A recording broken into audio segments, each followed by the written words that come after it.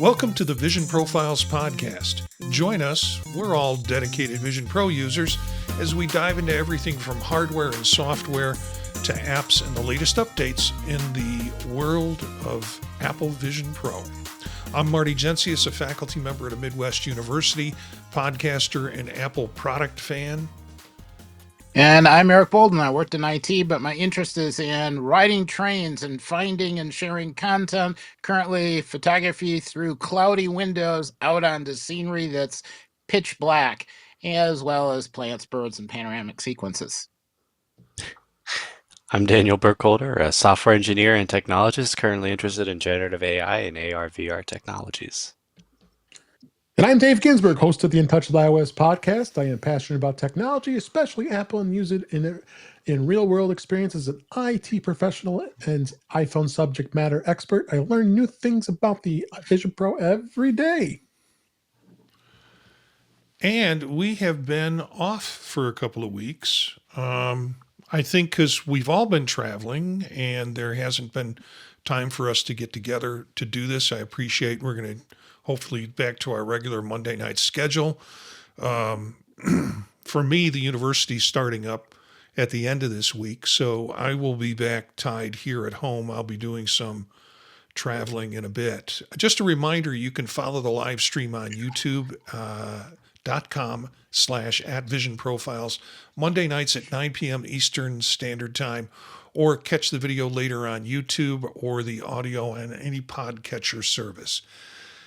So let's check in. Eric, you probably have the biggest story. I don't know, but you probably have the biggest story. What have you been up to? I thought I would try to see what the Vision Pro was like in its travel mode. So I hopped on a train and I headed west. And then promptly got distracted, was doing a whole pile of other things, saw hundreds of pheasants, all kinds of deer, and forgot to test the Vision Pro. Although I did watch a couple movies. But at the time I was watching, the train was stopped, and so nothing got triggered. However, after wandering around, what town was I in?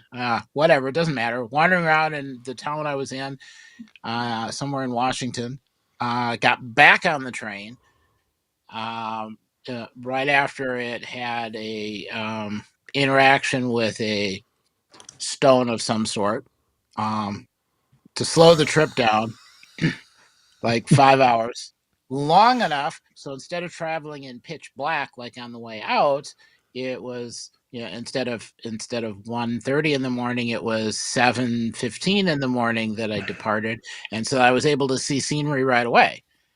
So of course the first thing I did is I plopped a headset on so I could try the travel mode, which was really cool. You start moving and you try to put up a window, and the window falls away, and as it's zipping past you, it says, "Hey, do you want to be in travel mode?" And you press the button, say okay, and then all of a sudden everything stabilizes, and then you can pop up a window, shove it outside of the train, and have the world's greatest movie with a mountain backdrop and some track motion at the very bottom. It actually is really cool.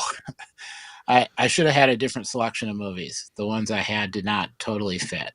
Next time, I will plan ahead, and I will have a movie that, like a Western or something that needs a vista of plains and in the Dakotas. Yeah, it was impressive.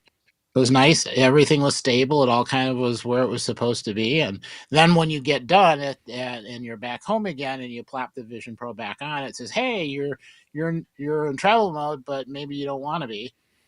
And then it gives you the option to turn it off. And then it checks again. Are you really sure you're not going to be moving shortly? And you say yes again, confirm it, and then poof, everything is back. Your widgets show up on the wall again, and then you're home. Yeah, that's cool. Yeah. It makes me remember the first, and I just got in a Vision Pro maybe 2-3 weeks, and then had to take a trip out to Portland from basically here in Ohio. So it was a nice long trip. The first movie I watched, and it was kind of, I think, kind of appropriate, was Ready Player One. I mean, Oh, what, that would be good. what better movie to watch in VR than a movie basically about VR? And it was really pretty cool. So you had a good trip. It sounds like it. And all the birds, excuse me, peacocks and everything else survived at home. Yep. Everyone's still there. All the various people that agreed to come by and chuck water and make sure eggs were picked up so they didn't freeze. And Huh. yeah, the cat. Yep, the cat's still alive. Had a look. Yep. Yeah. So yeah, everything was all Cool. kind of nice. Dave, anything special for you? Oh no, I just enjoyed 2 weeks off. Got into selling some stuff on eBay and hadn't done that in a long time, so I got sold off a bunch of good stuff. So got rid of some old laptops and such. But beyond that, no, just holiday celebration. Didn't have to work for 2 weeks, which was nice, and nothing else real exciting beyond that. Yeah, it was kind of a thin Christmas for me. I didn't ask for anything. There wasn't anything I needed. So it was kind of there was no big ticket thing that I wanted to work up to. Of course, I'd gotten enough stuff already and am just about done paying off what I have on the Apple card, which is good for me. Daniel, your break, anything happen? No, nothing really in particular. Just kept it quiet, kept it chill with what little family we have around here. Yeah, nothing really outstanding. We've all kind of had somewhat of our 2025 was kind of rough compared to the previous years. I guess it was our turn this year, so it was nice that it was just chill and just hanging out, kind of reset, looking fresh Yeah. into 2026. Yeah, I didn't have a lot of big projects to do. I have some cleanup to do at my job, and I was going to do that leisurely, and didn't do as much as I thought I would do. But at the same time, I spent a great deal of time taking naps. It was like, watch a little television or watch a little streaming video, go take a nap, wake up, have something to eat, do a little, checking of email, go take a nap. So it was really kind of a nice, relaxing holiday for me. In the last week, I started preparing for a talk I'm going to give in Chicago for a National Counseling Association that's meeting there. I'm doing a pre-conference workshop on AR, VR, and I really want to make it as experiential as I can. So, maybe 15 to 20 people in the workshop. And I might be calling on some of you to tune in on your headsets or to meet in space or something like that when that day comes in. But what I had to do was get all of my devices. I have 3 Meta devices. I have one Galaxy XR and 2 Vision Pros. And like my son had one, so I asked him he had the Meta. Said, please bring that back. But I hadn't touched the Meta in 8 months, maybe. And so, I wouldn't touch it ever. Yeah. Well, I wound up having to spend about a half day getting everything caught up, the operating systems and then all the apps up to date and updated. And I wanted to get the devices, as I said, as clean as I can. But I spent a good deal of time in the Meta. Man, it's cool. I'm sorry. I mean, it's a completely different platform, but it is pretty cool and pretty neat to work with. So I'm beginning to find a new appreciation for these other devices, and I'm going to scatter them amongst the folks in the workshop, and we'll try and do some things with it. Maybe they'll deal with alien invasions. It's really not the purpose of the workshop. It's more about group work and how you can use it for group work.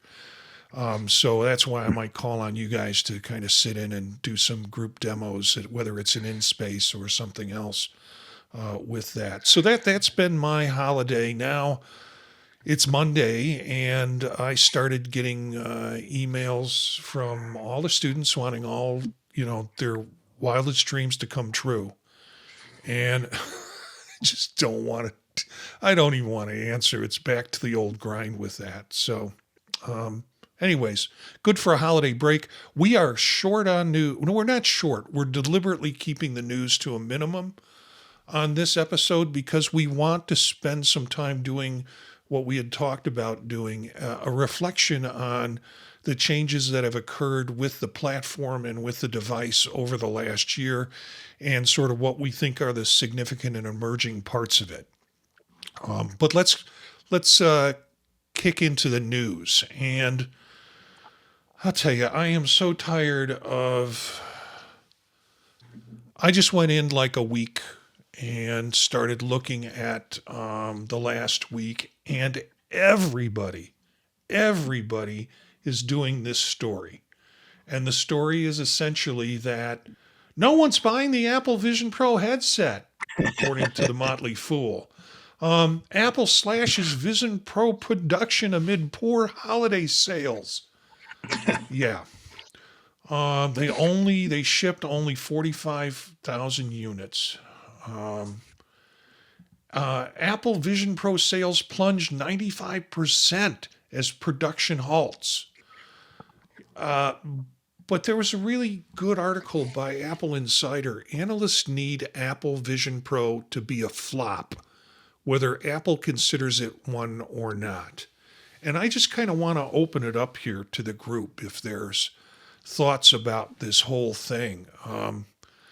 When I did go into the articles, the 95% is that number came up, and it was like they started tying it to production, but it really is they're cutting back on advertising 95% of their advertising on the device, and somehow that gets transmitted into production. Or maybe they're saying 45,000 is 95% of what the total sales were. So the sales have dropped off 95%. They're doing some crazy numbers. And the problem is everybody is picking this story up.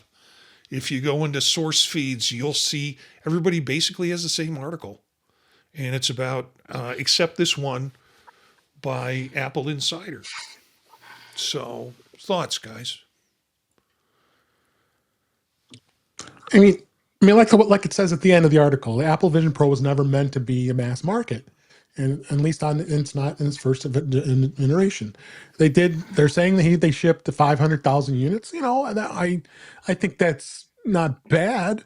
I mean, it's not going to be at an iPhone level, but it's a good deal for a year for a brand new product.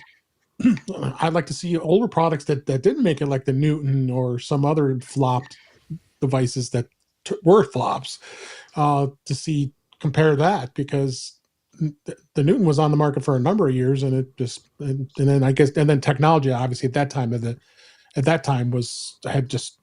been evolving so quickly. We're at a brand new technology here, and now with CES going on this week, we're going to hear a lot more stuff, and that's only day one today as we're recording. So there's going to be a lot of other technologies. I wouldn't be surprised that we're hearing out there. I can't imagine there's going to be any Vision Pro like stuff that's going to be unveiled there as well.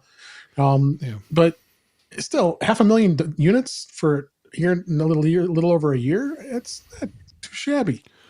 Yeah, and they can't make a comparison to iPhone because iPhone units are, they're not $3,000.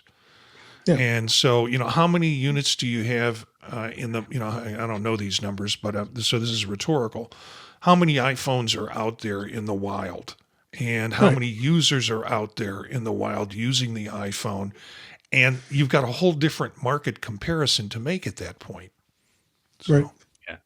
Yeah, it doesn't make any sense. Like iPhone is it's a need in the modern day. It's sold worldwide. Vision Pro isn't. It's significantly cheaper, but let's not like price whatever, right? If it was like something someone needed, sure, whatever. No one needs any of these headsets right now. Like at all, no way.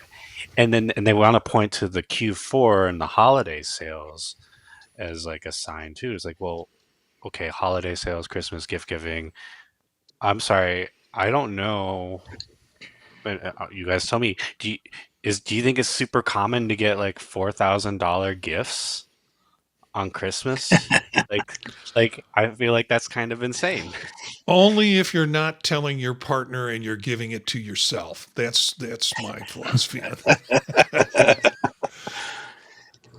So like, yeah, I just it's so unreasonable to, especially there was a lot of focus on Q4, and it just feels so unreasonable Yeah. to focus that much on it because who's gifting anybody $4,000 whatevers Right. like in mass? Let's not forget the macroeconomics of lots of people having layoffs. Even me, I was laid off for a while. Um, so people aren't as keen to throw around perhaps expendable income. Uh, Not to mention that it's niche product, right? It's already a niche category, and it's Yeah. even more niche because of the price and being Apple and the first one, and it's not gaming, so it's even more niche. Yeah. Like, eh. I I like what Statler and Waldorf said in the chat here on YouTube. He says, "Do you think any of this is Apple's own doing? As in, they want us to think it's failing, so we won't be mad that there's going to be a successor." Well, Apple does that all the time. Look what happened to the first version of the iPhone. The iPhone, the next version, the 3G, came out not less than a year later. Yeah. Because it's a new product. I mean, you can't expect that Apple's going to sit on a brand new product like this and just wait 2 years before they introduce the next model, especially the way technology evolves as it does. So, I don't think Apple's doesn't care about that. I think it's a new platform, it's a new product, and it takes time. But again, yeah, everybody has to spin back to the price. Yeah, if it's not your thing, then yeah, then that's not for you. But we all here like it and enjoy using it, and I like technology. And there's obviously plenty of others based on what was sold that are out there using it. So Yeah. I like Statler's from the chat room, Statler's kind of provocation of, is this a possibility? At the same time, I think everybody who purchases one of these things doesn't think, oh, this is going to be forever and ever and ever at this stage. No, it's going to be changing. it's going to continually change. Yeah. Look at all And the guess products what? they have. Everything's changed. Yeah. Yeah. And guess what? If a new version of something comes out based on this technology, yeah, I'll probably be diving into it. I mean, Yeah. that's sort of the place my head's in with this thing. Right. You know, Yeah. and yeah, And you made the choice. You wanted to get an M5, and right. you had the M2. I'm perfectly happy with it. I think everybody else here is as well. I don't. I mean, that's what's great. Everybody has a choice. If you want to upgrade and you think it's worthwhile, then do it. I think I agree with 100%. Yeah. I'm usually the type of person who would upgrade every year, but at the value of what this product is, I just can't. I get the new iPhone every year. They have a trade-in program, so at least it's not cost prohibitive to me. Same thing with iPads. I don't do iPads every year. I have an M4. The M5's out. I didn't upgrade. A lot of times I Yeah. wait 2 years before I'll do it. Sometimes I do it on the Apple Watch too. I don't do them every year. I didn't buy the 10. I now have the 11. I kept the 9. So it's just the product's different. You can't expect people to be doing that, and unless we're talking enterprise. You're getting in business are starting to explore this. They have those budgets to do these kinds of things, especially depending on the business and what they're looking to do it, use it for. So in the consumer side, yeah, it's not for everybody. Yeah, I think, this device is something that I would upgrade as new versions or glasses or something like that comes out. I think, Right. the foldable phone. I'm like really into new form factors. Frankly, I am not using my iPads enough to justify in my head any future upgrades for another couple of years, unless it starts Right. making me breakfast. then I see the investment. But right now, I've got a couple of iPads, and I'm not using them to any extent. So that'll kind of fall out of my pocketbook in the sense of I'm not going to be Right. putting money into it. But it's like you said, Dave. Everybody has a choice. Right. Eric, And aside of anything? that, Yeah, one go more ahead. comment on your iPad thing. Yeah, the iPad's not for everybody either. I just I just was part of a project at work that we deployed many iPads out to the work community. So it really depends where the iPad fits into your workplace. So go ahead. Yeah, yeah. Eric, any comments? Few. Um, on the two on the iPad. You can get the joy of cooking on the iPad, and it's not cooking for you, but it's close. Um, I still find that the what I use the iPad for, what I use the Vision Pro for, there's a lot of overlap. So I think a lot of people who buy and use an iPad would do well with a Vision Pro successor, but don't necessarily need the Vision Pro right now. I think for people who are creating content, creating media, I don't think there is any other way to really create it without having a Vision Pro, whether you borrow one or you use one temporarily or whatever while you're actually in production. I think you need to be able to see it. And there just isn't anything else out there that lets you see it the same way. Anyone using the virtual display, you could spend thousands on a bunch of really large displays on your desk. And while you're sitting at your desk, that's great. But if you travel or move around or need to use it more than one spot, the Vision Pro then starts to become, more reasonable as opposed to buying two sets of displays, one for each location. The, I still see the Vision Pro as really critical for documentaries and to some extent documentation. And whether that's done for corporate reasons or done for entertainment reasons, um, in both of those places, it's truly a unique tool. It's um, it's something that Apple doesn't always make available. Basically, a prototype of what they're working on, and that's what this is. It's an early adopter prototype of technology coming out. So it's early. There's not as much content as you might hope. We don't have every single sports game in existence streaming live in immersive. But to get there, you need to have people that have a tool to let you see it. And that's what the Vision Pro is. And if you're in the right areas of the country, maybe you can take advantage of some of that right now, or what's actually out and available right now is enough for what you want to do, or you're using virtual displays, or you're a photographer yourself. Then it's really hard to beat. I think whether you have the M2 or the M5, they're very similar as far as what they can accomplish. It makes no sense for Apple to have done a new production run of the M2 since the M5 was available, because whoever buys it is going to buy it and keep it for several years. You wouldn't want to start out paying full price for an M2 at this point. But the M2 used market is really hot right now. Right. If I was going out to buy a machine right now, yeah, I'd go for the M5. Is it enough to get me to replace my M2? I'm not going to publicly say that, but I'm sure that Jill is willing to twist my arm and make me upgrade so that she can inherit an M2. So maybe this might be the year for that. Yeah. But I'm still, really kind of gung ho on this. I'm looking forward to what's coming next and just what is here now. Just more of it. Okay, let's pull away from that. All the articles, including the article that was by Apple Insider, kind of saying, here's the logic that people are using. That logic doesn't fit. Apple's still making money off this thing. They're not making iPhone money, but they're not selling them at iPhone levels. And so there's some good reasoning and some good reaction to what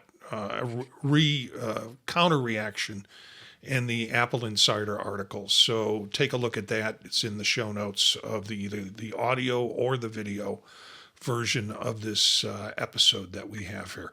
I can't get away from a couple of articles there. I didn't go 3 weeks back to look at patents, but I did want to go back and look at a couple of patents because I thought they were pretty cool.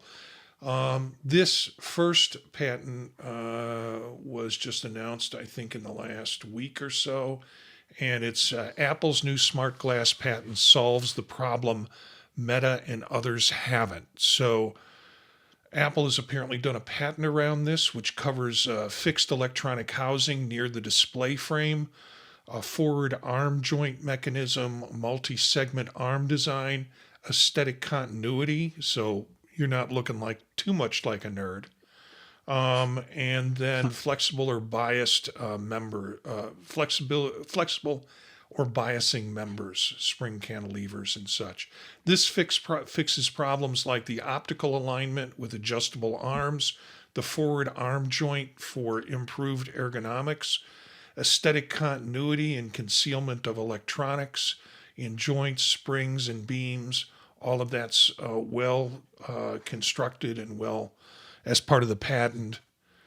Integration of projectors and waveguides in a fixed housing, dual segment arm with optional folding, and then you have basically the diagrams that are part of the support figures for the things that they're saying are going to be part of the patent for Apple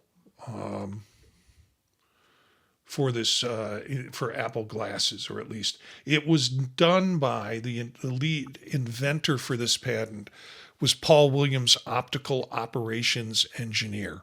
So real interesting. And I don't know if there are any comments from the group on this one.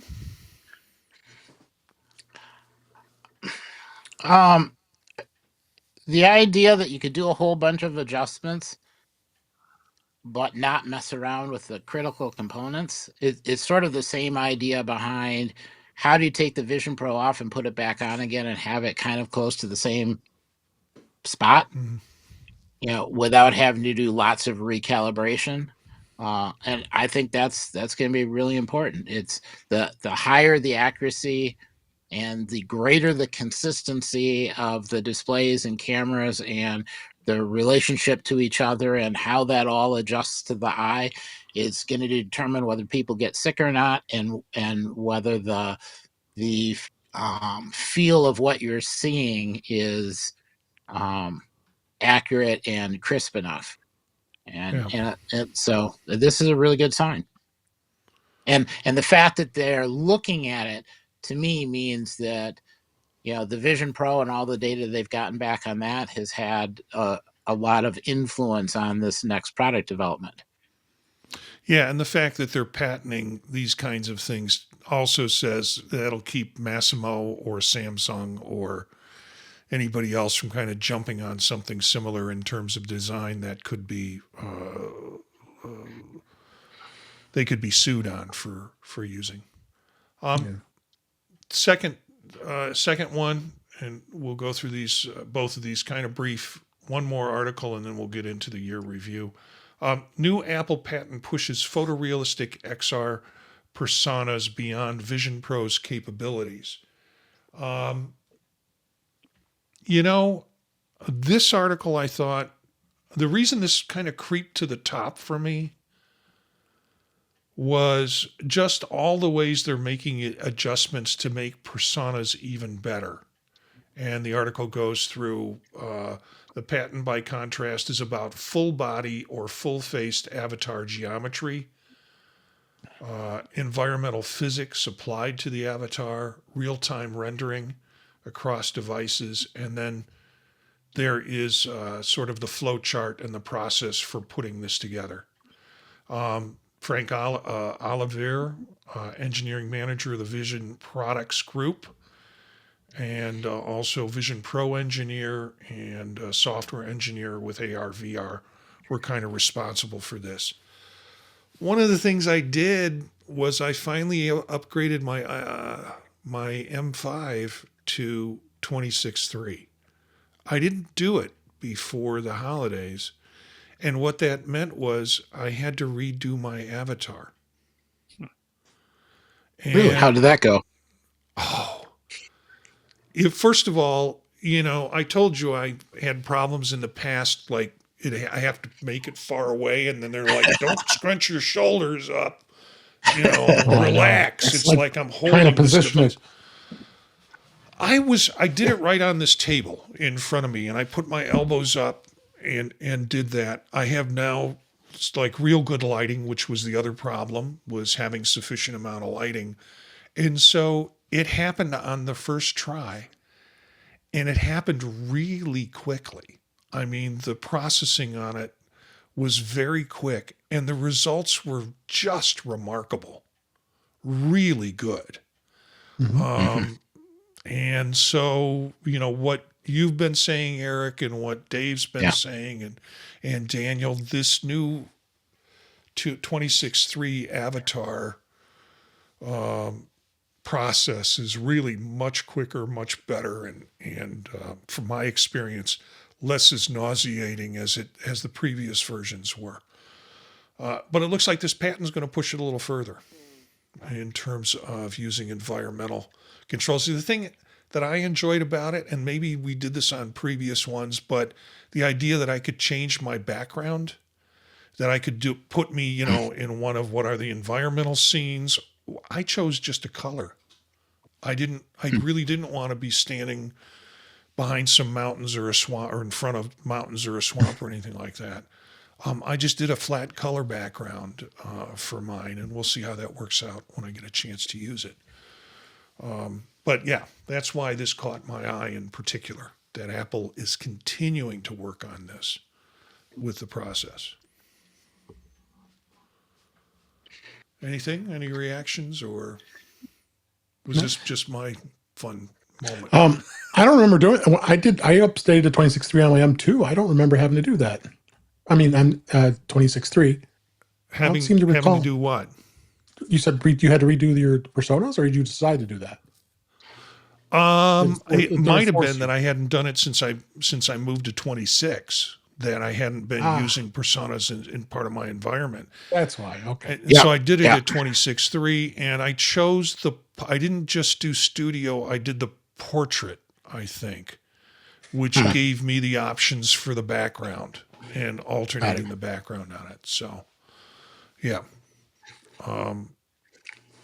Yeah, I think, and since I was going from a clean device, I wound up finally creating an avatar and found it really good. So, Well, and I like that they cleaned up the side views a lot more. I mean, the original one, it was kind of like they sort of shear off part of your face and have it floating right. there. And with Yeah. the new one, it goes back far enough that it doesn't feel strange. Yeah. So if they're talking about being able to do even more, I'm still not sure exactly how they're thinking of doing environmental effects, unless it's like sunlight or something. I could see with a future persona setup that you get to the stage where you have to pour a bucket of water over your head so you can simulate being wet after a storm, and they could go all out. I'm kind of looking forward to like an aliens background where you could be talking to somebody and something creepy could come up behind you, or a shadow of something comes by. There are a lot of possibilities with that. Yeah. Our background is brought to you by H.R. Geige. have kind of I have sort of celebrity backgrounds and things like that you could do.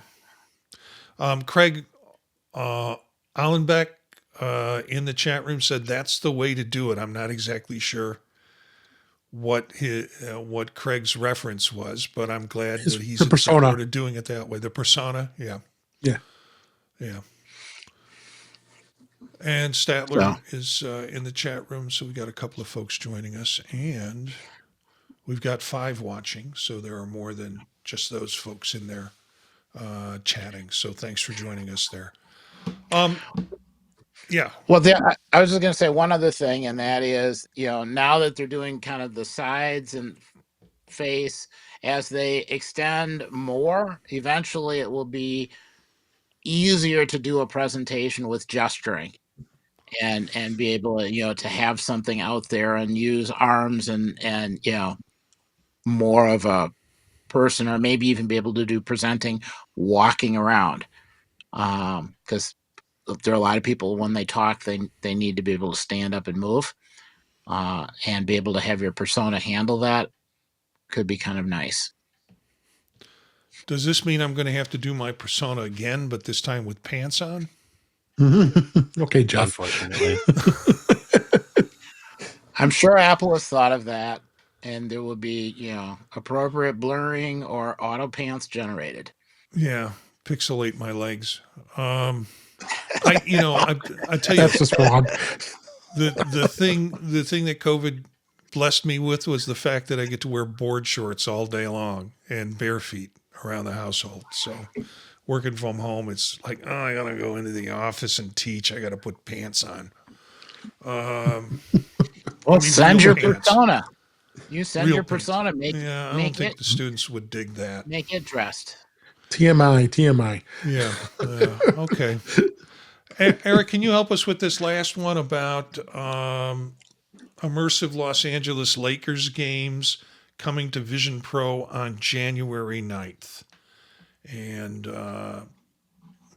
this is from Mac Rumors, came out January 5th.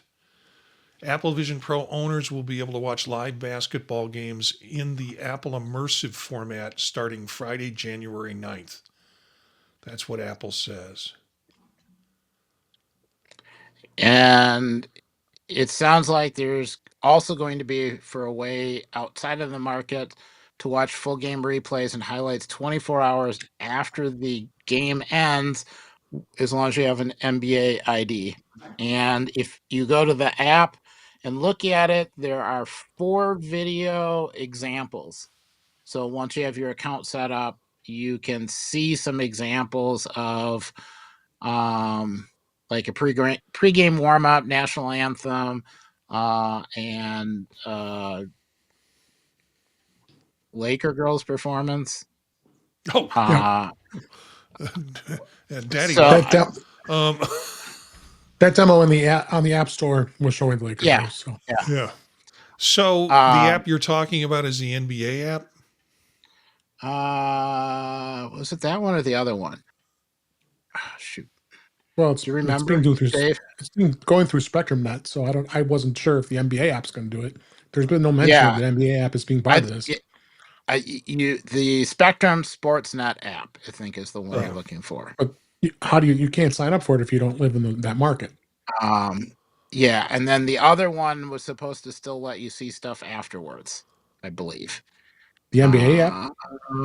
I think so. And of course I'm not seeing it right now.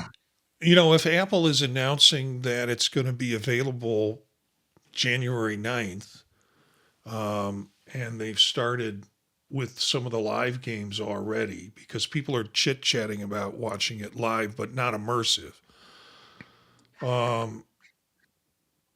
At this point, I would say wait until the 9th or 10th, depending on whether you're in that viewing area or not. And then we can read the comments that are out. And I'm sure that we will get more information on how people actually watched it. Yeah, viewers will need Spectrum Internet or a provider with a package that includes Spectrum Sportsnet. Right. But it also implies that it's in a regional broadcast territory. But then again, they go ahead and say, but it'll be rebroadcast later for all the other schmucks who have, who don't live in that area. So I agree with Chad. I agree with Chad, Craig's comment in the chat. So many restrictions. Just open it up, for gosh sakes. Well, and I'm guessing. Yeah, well, and I kind of agree with you, but I'm guessing some of this just has to do with the amount of bandwidth needed. So to do it initially, you probably need a little bit more bandwidth, and you run the risk of something not working right. So you kind of contain that. Once it has all happened and been processed, you can stage it throughout the viewing area so that there's a local copy. And then I think it'll be a lot more successful. And they've seem to have been gotten pretty good on the how do you compress everything so that the you only have to send one eye and then the differences to that eye's worth of data versus sending two eyes worth of data, so you can reduce the amount of data being sent. So it's easier to watch and easier. Streaming is more complex because everybody's got to get all of the frames in the right order at the right time. Watching it afterwards, even if you were effectively streaming it, you can skip ahead if you need to adjust the frames. So yeah, this is a good example to watch to see what might happen going forward. So I'm kind of looking forward to it. Yeah, I we'll, mean, we'll know in a week. I'd be hopeful that Apple would either put the games out in some format where you could watch it, or even if you just did highlights from the game a couple of days later. I would be interested in seeing that just to see what the potential is. But I think your point is well taken, Eric. Maybe it's just a good time to wait to the 9th and start paying attention to chatter to find out how people can get it, and Yeah. if then some of the sources start saying, well, if you're not here, do this. If you are here, this is how you get into it and when you can get into it. If you're not in this area, this is when you can see what's left over, etc. Things like that. So Yep. Yeah. And there were some comments on Reddit, particularly about the sample videos, yeah, the preview ones, just being the perspective of watching the players going by. This is somebody who hadn't been at right up front watching a game. So the sense of height of the players and the speed at which they're moving, it was much easier to get with the depth component in there. So yeah, it's yeah. going to be something to look forward to, and hopefully it will expand to a lot of other sports as soon as they work out all of the licensing issues. Yeah, I would just like to see samples if I'm not blessed to live in that area, and have all of those conditions available to me through Spectrum. I am a Spectrum. I do Spectrum Wi-Fi, basically, and but I there it needs to be broader if it's going to work in other areas, I think. I kind of want to get into the end of the year thoughts, and because we're about 40 minutes or so into the show, and a little more than 40, geez, about 50 minutes into the show. So let's kind of look at some of this. Looking across the year, where did visionOS most clearly mature? When did it feel like it was working for you? I'd probably say when visionOS 26 came out, I see a vast improvement back at that point, because when I first got it, and we were what visionOS 2 Yeah. and visionOS 2.3, and oh my God, even when it had one on it when I had to upgrade it, oh my God, it was horrible. Yeah. So I think 26 made a huge jump to where it is today. I feel much more happier with the way it is now. I mean, I just put it on again today. I need to put it on more. Just time is always tough too. But I was doing some stuff early before the show here and looking with some stuff and found some new apps. And but yeah, I think 26 really put a nice stride towards having a better experience in the interface. Yeah, I agree. It feels like that was Sorry. real leap forward. Yeah. Correct myself. I Vision OS, not iOS. yeah. I think the time that I felt like this is really going somewhere was, and I can't remember what it was, I think it was on 2 actually. 26 I think was tremendous. Yeah. And it beat the fact that it sort of felt like it was becoming part of the rest of the Apple operating systems family by getting the Right. 26 designator. But when you could do the hand gestures and you could flip your fingers and get, Yeah. then it was like, okay, now this is something other than point and click, or look and click. It really has some possibilities for that. So that for me felt like, okay, I can, and then I couldn't wait to see what was going to happen next. And I still want to see some things happen in 4.4 and see what happens as we move on with the device. Mm-hmm. Any other thoughts on that?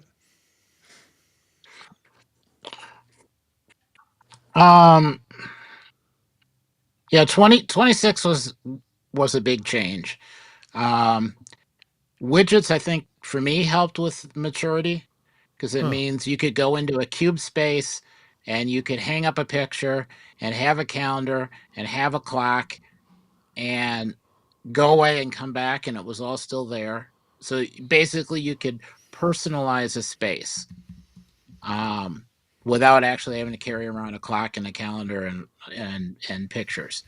And that really has made a big difference to me. You know, whether I'm sitting in a living room, sitting in a car, sitting in a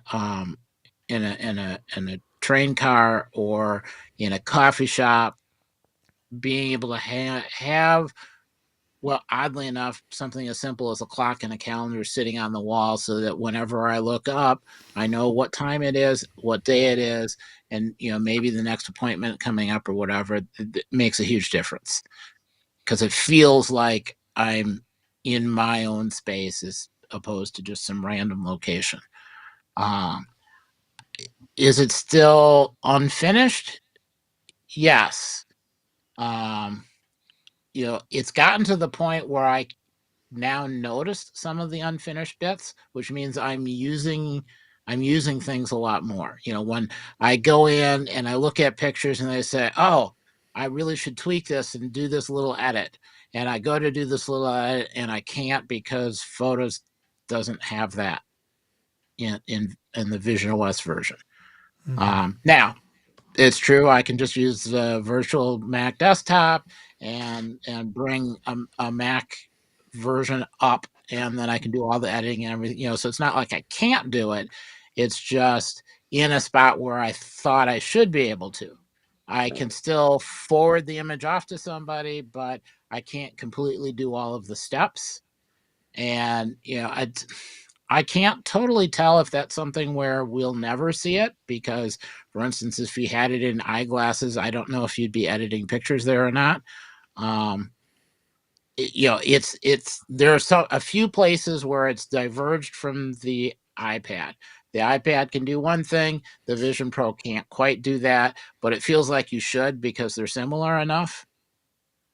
But the fact that I got to the point where I noticed it, I think that's a good sign that a lot of progress has been made because I'm there long enough to expect to be able to do whatever that thing is that's not quite there yet. How are you with eye tracking and hand gestures? Have you kind of learned the muscle movement of this device at this point? Well, I would say beyond me, I've gotten there where I've kind of gotten comfortable for all of the main components, but I have had people where I've let them borrow the Vision Pro, go through, do a few things, waited 2 or 3 months, visited with them again, had them try it again, and they can jump right in. Occasionally they'll forget, oh, to move something you actually have to pinch before you move, not not like grab with two hands and drag over. But the idea that yes, there is something there and you can do this thing. So people who only use it every few months, you have to kind of maybe remind them a little bit, but it's pretty much second nature, to the point where I catch myself with the TV and the computer occasionally pinching and moving something and being really disappointed, but I can't grab it and shift it the way it really ought to. It's kind of like using the computer and thinking that I can touch the screen and expand that picture, but it doesn't. Yeah, I Yeah, definitely tried to scroll on the Apple TV with my eyes and pinching. see, and I've gotten it. It took a while, but not too much. I was probably between 1 and 2 in the operating systems where I stopped trying to reach out and touch things to make them work. And I think when you give that to a person, put the headset on a person for the first time, they naturally want to do that. They think it is a big touch screen. And maybe some of that comes from Minority Report, that they forget the eye tracking is what really is happening with it. But yeah, I think now more and more people get it. They kind of either see other people doing it, or they have some experience doing it initially, and they remember, oh yeah, this device uses this kind of process versus. I tell you, putting the Meta back on and having those handheld, devices to be able to work it, it's pretty cool, Dave. It was. Yeah. I mean, and again, I'm not a gamer, and I know most of us are not that much gamer, except Daniel. I think has got his kind of niche games that he likes to get into, but having those handheld pieces was really nice. And apparently 26.3, I just read this today, and I just upgraded with it this weekend, has fixed some of the problems with the PSVR 2 hand devices, which I have sitting behind me and haven't been able to use up to this point because I haven't been able to connect them as easily as it says it was. So I'll have to try that. A question that I'll go with Daniel. Start with Daniel first, and give him an opportunity.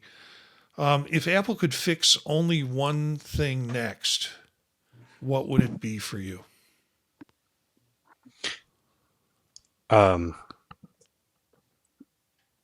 Input, human and device interaction. Like, eye tracking is great. The finger gestures are great. Doing the little finger gun. I always like to do finger gun to bring up the home button or whatever. You see me walking around the house, I'm like, pew, pew, like checking the time. But we need more. We need more. I think more gestures would be cool. Letting me do alternative functions with other fingers. But mostly text input. That's huge, right? And it's not necessarily like that's a software thing, so I'll say like a hardware thing next too.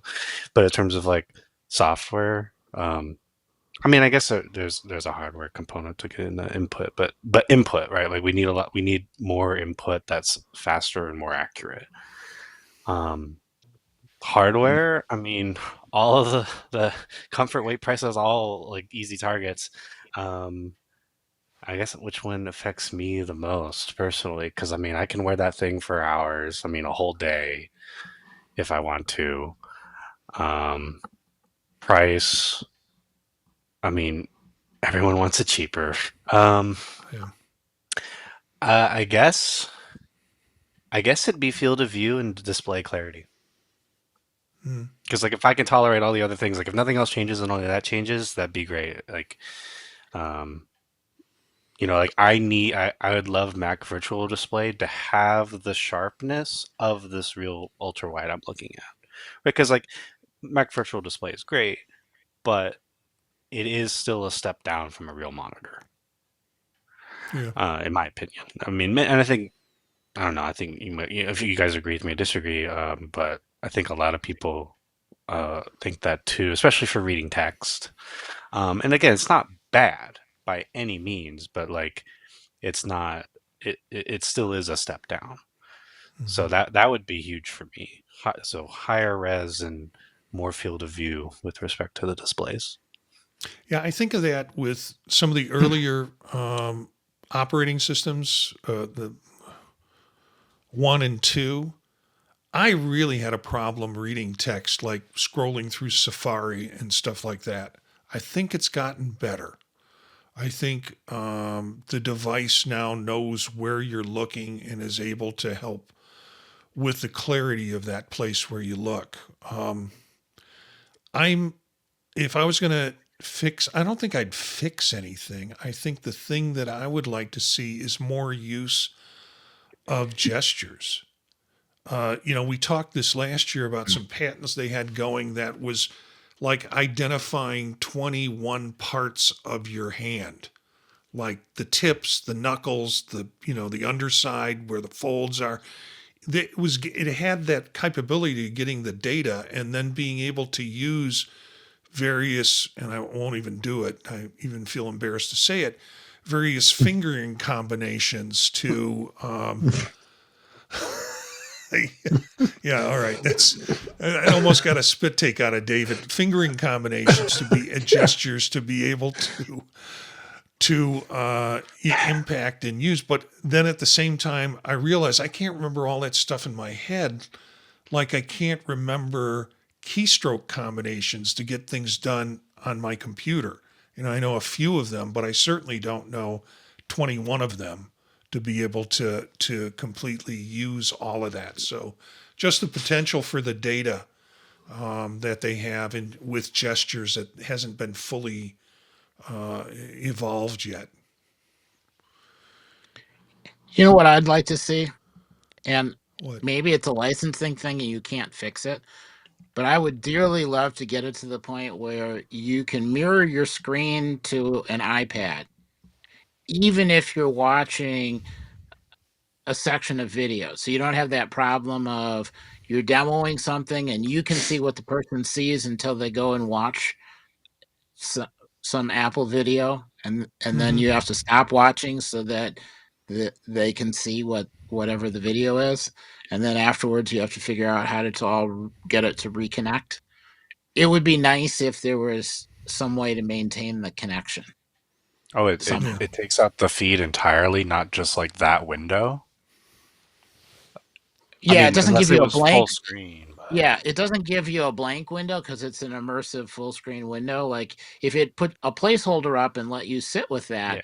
but if you keep the connection, then the other person can't see it. Oh, Like it's blank for both. When you that's disconnect, silly. all of a sudden I see everything. So I'd like to see something done so that you can maintain the connection.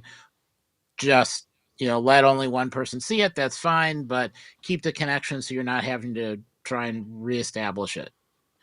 And make it easier. So if you want to demonstrate a Mac virtual display with somebody, some random person, so that it's easier to do that. But yeah, other than that, I've been pretty happy. Maybe a way so that you could swap batteries. But for Yeah. the most part, being able to just plug in and charge the battery has been good enough. Yeah, it would be nice if you could live swap batteries if you wanted to. Yeah, that's a good thought. Like if Statler put somebody in, could come up with a little connector that has a battery in it that you connect into. or if there was some reserve juice in your headset. And That here's my when, reserve juice. yeah, I carry one of those on a plane with me. Yeah, yeah. Yeah, that goes. Those things go on a plane and they get daisy chained into the device that I'm running with at the time.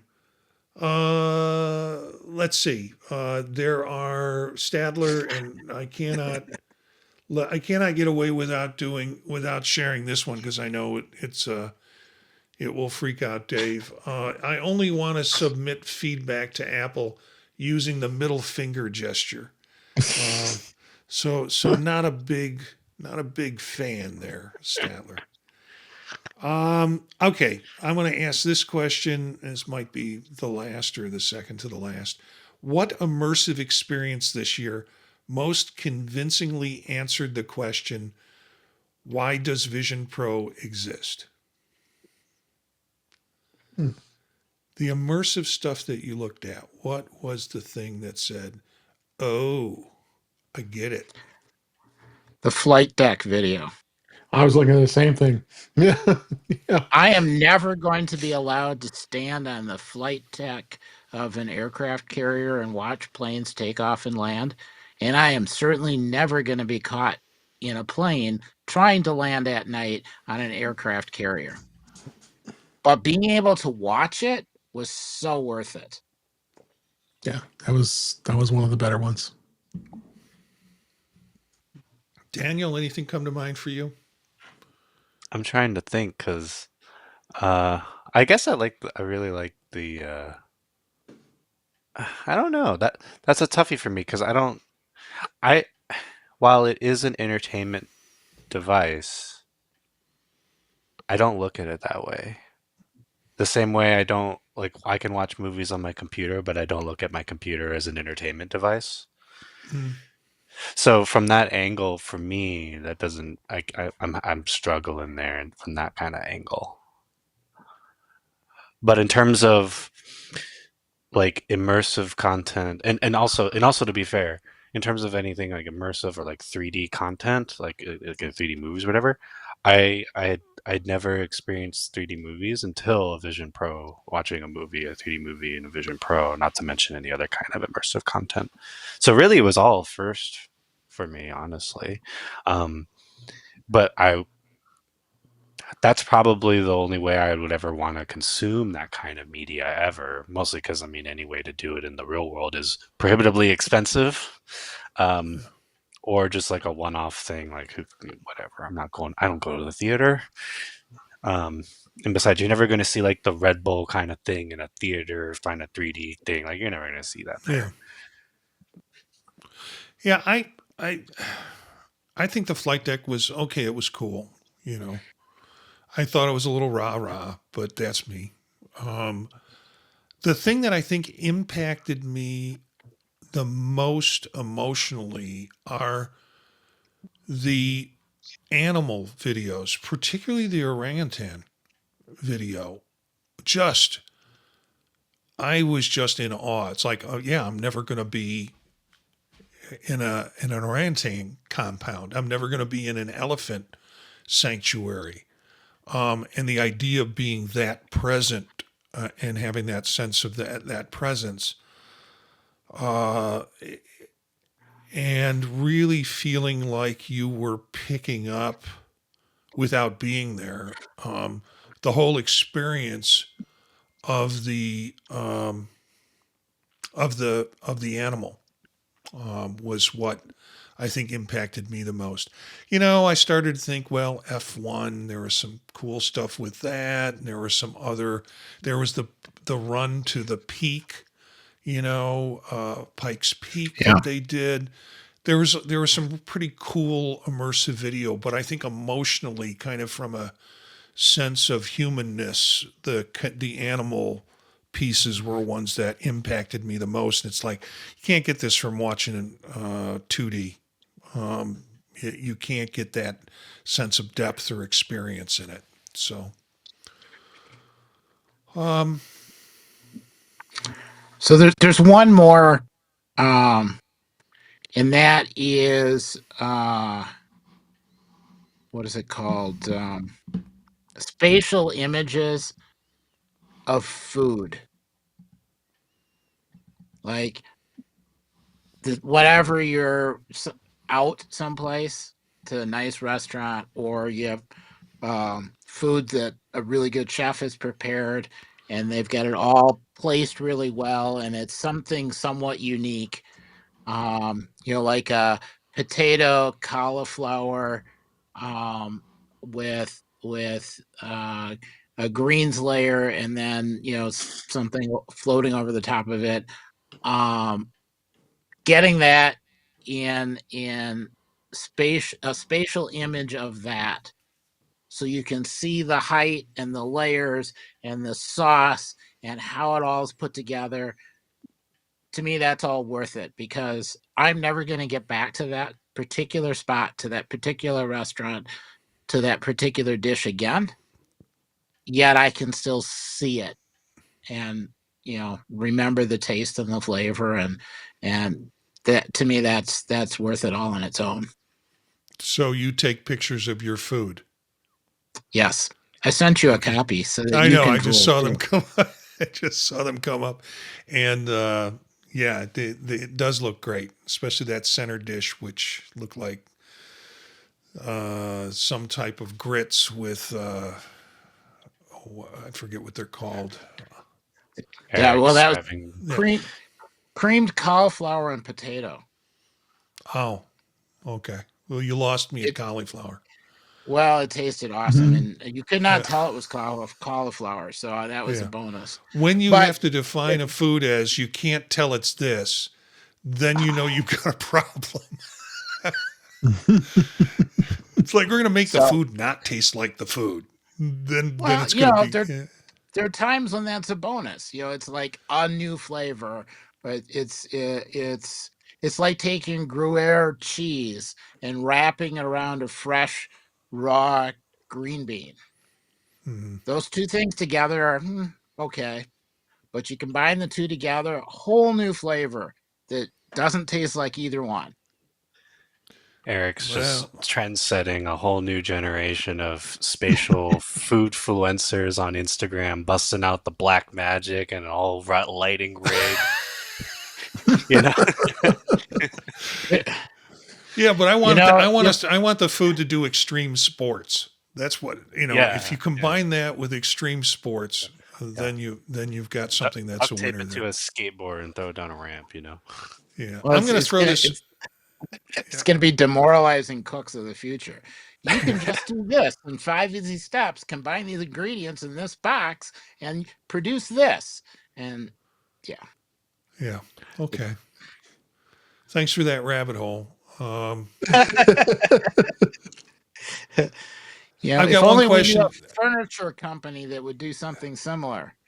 Pull Yeah, all the stuff out of a box and assemble it. Oh, sorry. Go ahead. I've got one last question, and then we'll close out for the night. But I'm not gonna be able to answer this question, but I think some of you can. What have you seen as the most credible real world work or professional use of the Vision Pro this year? Uh, I would say the Mac display. I mean, I think that's kind of made it a real world experience. Daniel made a comment earlier. Yeah, it's not something. It's not as good as a monitor. I've got a really high resolution monitor I'm looking at now, and it's not something you can use steadily right now because some people probably could get headaches. Especially I'm doing the really wide screen. And I'm looking left and right just to get to each edge of the screen because it's so big, massive. But I think it's a good start. But I'm glad that they're offering it. Yeah, like to your point on that, like I have on this one, I have a 32:9 ultra wide, Right. and to use that in real life, I'm not having to go around like this. But Yeah, that on that same one you aspect do. ratio, yeah, that same aspect ratio in the virtual display has to be blown up enough. I'm like, oh, which is Right. okay at times. But if they can get it where it's like a real world size and it's still just as sharp, that'd be great. Um, but yeah, I don't know. Like I think, I think, I feel like it can do.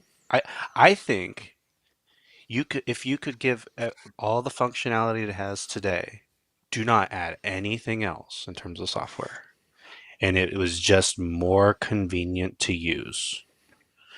Like I feel like not everyone wants it, right? But like I think everyone wants this software experience or something like it.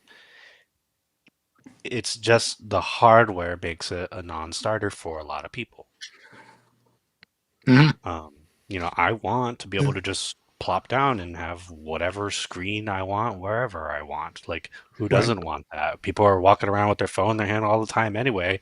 Why? I want it to just kind of be floating there while I'm doing whatever instead of like Right. holding it. So I think it could do everything everyone would want today. It's just not the form factor yet. Right. Yeah, you got a 32-inch. This is a 34-inch curved. I have, and it's the ultra sharp with the Dell. And yeah, you're right. I mean, this monitor is phenomenal. I'm so glad I invested in it. I mean, it's not a high end like some of you ones you can spend $2,000 for, but it's pretty gosh darn good for what it does. But with the Vision Pro, yeah, I can do just the wide, and I'm probably more than satisfied for that. But whenever I go the ultra wide, it's just not practical, honestly. Yeah, and my workflow is more multiple monitors instead of one super wide monitor that I have windows Right. spread across, because I want to, this is where I have, the articles that we're talking about. This is where, Right. I have the setup for Ecamm for us to do. This is where I have the chat room. I don't necessarily want. I like those discrete spaces just as part of my Right. workflow. I'll add an answer to this question, even though I haven't any personal experience. I think the credible real world work that's done with medicine and how over the last year and a half this device has been incorporated into medical procedures as a way of having Yeah. multiple points of view information where people can use. I think that is really remarkable, and I hope that trend continues. It's got a future, but these hospital conglomerates, here in Chicago and around the country in U.S., that they just don't have the budgets for this kind of stuff. That's the problem.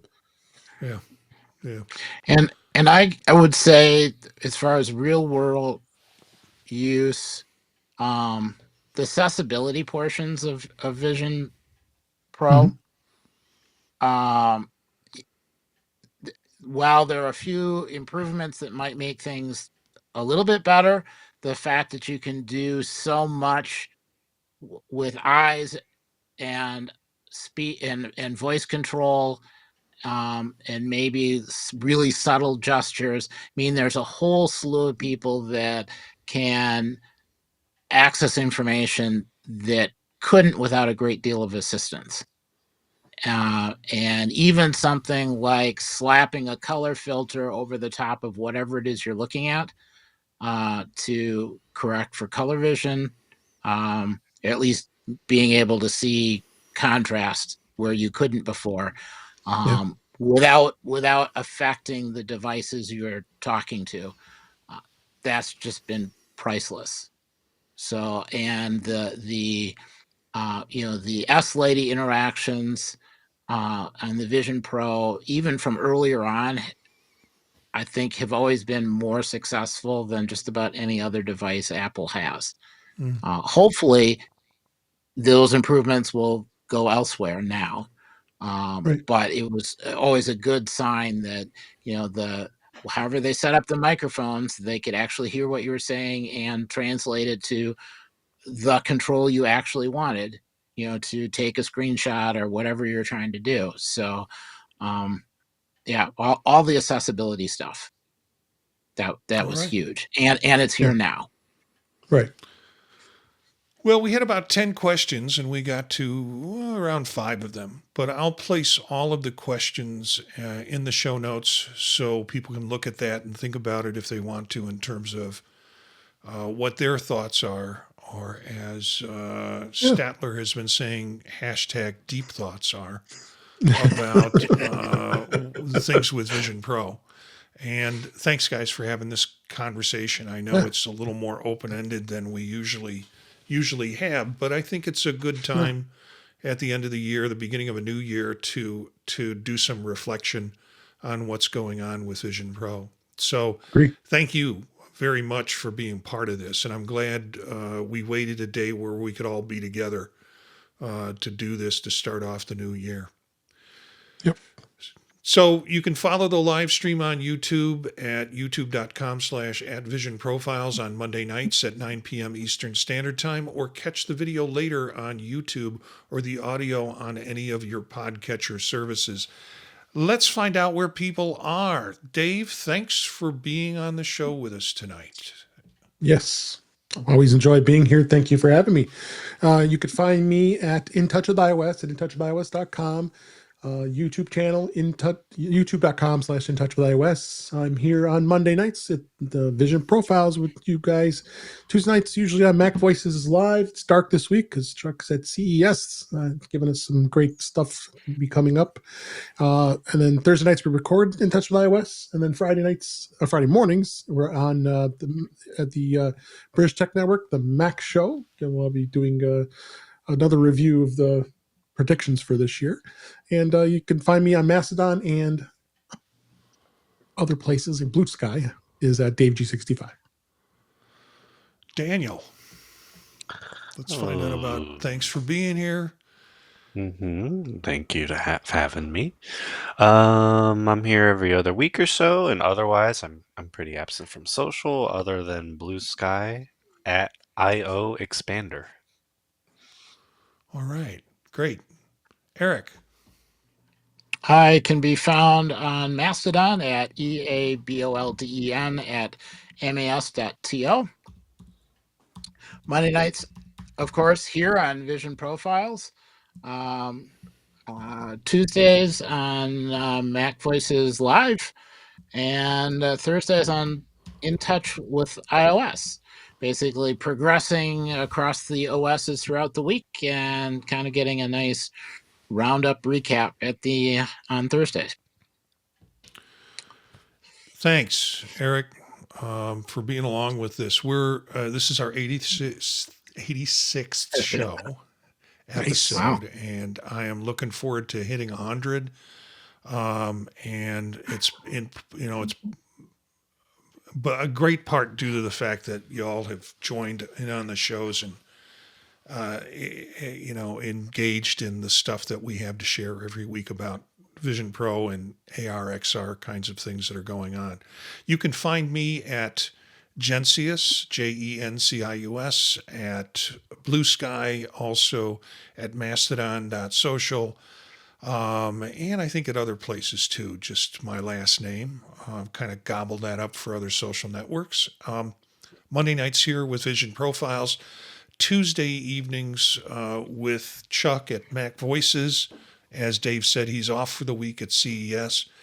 And I'm probably gonna pay more attention to what's coming out at CES this year than I have in previous years, just because of the new fun stuff. Wednesday nights, I do the old Mac Gang, and Thursdays with Dave on In Touch with iOS. He just finished 400 shows, and that's remarkable in that. So Dave, congratulations on that. Yeah. Congratulations to the start of another year with this. Yeah.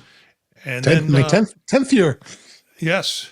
And then Friday mornings on the Mac Show when I can skip school and play hooky from work. There's this meeting coming up, and I'm thinking, I think I'd rather be here. And I won't be missed because I'll be, there's a berry of people that will be there. So you can find all the work at thepodtalk.net. That's the website that connects all the other podcasts that I'm involved in. Have a new one I'm thinking about if I can get a commit, and we'll get started with it. It has something to do with food and tech, so it will be just up Eric's dream line. But recipes and all that sort of thing. So we'll see where that goes. Thanks for tuning in. We'd love to hear from our listeners. Thanks to the chat room. We had Craig Allenbach in, and also Statler was in for the evening making comments. The chat room is fun to watch, and they provide some good input for us and good questions for us, or sometimes some information that we didn't know about. So you can join us with the chat room when we record live on YouTube. You can email us at thepodtalknetwork@gmail.com. Our bumper music is Free Jazzy by Steve Combs, courtesy of the Free Music Archive. Learn more about us and the Vision Profile podcast on the website, thepodtalk.net. Spread the word to other visionaries. Thanks for listening, and we'll see you next time.